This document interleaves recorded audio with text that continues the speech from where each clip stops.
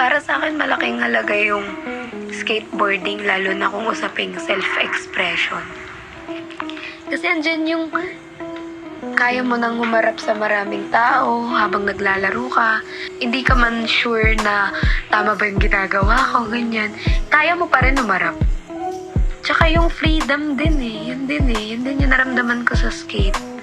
Nung nag-start ako, tsaka hanggang ngayon, na parang, grabe, na nakiklear niya yung mind ko.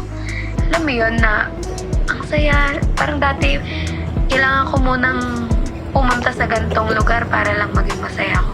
Sa skate, hindi eh. Parang, pag naglaro ka, okay na. Parang, ang gana ng loob mo, ang gana ng utak mo. Tsaka, ano ko siya eh, parang stress reliever ko siya, ganun. Pag overload na yung utak ko, ganyan, mag-skate ako. Kasi, ito yung nakakapagpagaan sa akin. Kahit ang hirap talaga, grabe, pero masaya.